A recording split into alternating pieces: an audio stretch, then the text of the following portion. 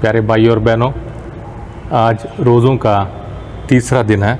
आज शुक्रवार है और खुदा का पाक कलाम ईसायास नबी की किताब उसका 58 बाब 6 और 7 आयत से पढ़ेंगे। मैं जो उपवास चाहता हूँ वह इस प्रकार है, अन्याय के बेड़ियों को तोड़ना, जुए के बंधन खोलना, पथ दलितों को मुक्त करना और हर प्रकार की गुलामी समाप्त करना, अपनी रोटी भूखों के साथ खाना, बेघर दरिद्रों को अपने यहाँ ठहराना, जो नंगा है उसे कपड़े पहनाना और अपने भाई से मुंह नहीं मोड़ना। इन पाक वचनों को हमने पुराने अहदनामे से पढ़ा है।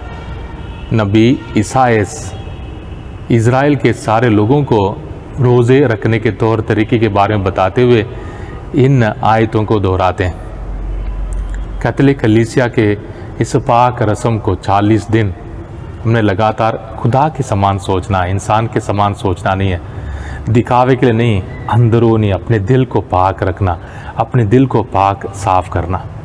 और इन नेक कामों को करने के लिए हमें एक साफ़ और पाक दिल की ज़रूरत है, मज़बूत दिल की ज़रूरत है।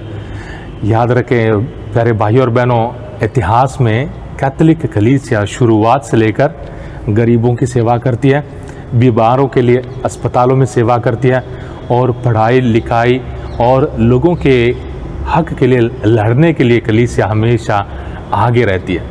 हर एक सामाजिक, हर एक भेदभाव को पार कर हर एक की सेवा करती है।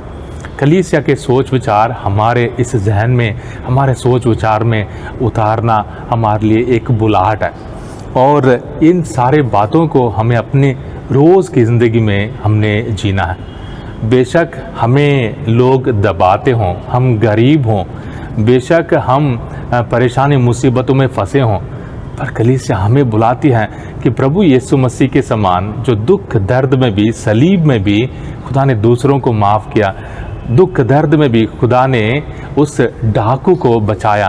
प्रभु यीशु मसीह के उस रास्ते पर चलने के लिए हम सबों के लिए एक मजबूत और पाक दिल की ज़रूरत है।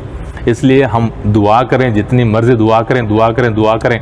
अगर हमारी ज़िंदगी के साथ ये पाक वचन मिलते जुलते नहीं हैं तो फिर हम अपने आप को धोखा देते हैं और खुदा को हम कभी धोखा नहीं दे सकते।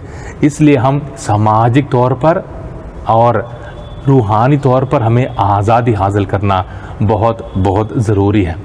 और इस मुकाम तक पहुंचने के लिए 40 दिन लगातार दुआ करने के, नए काम के बारे में सोचने की, अपने ख्वाहिशों पर, अपने बुराइयों पर काबू रखना, अपने ज़ुबान पर काबू रखना, सोचने के तौर तरीके को खुशी से, उम्मीद से भरपूर करना, ताकि खुदावंद हम सबों को बचाने आने वाला, खुदावंद यीशु मसीह सलीब पर हम सबों के लिए मरने वाला, हमें भी अपने प्यार के लायक बना दे।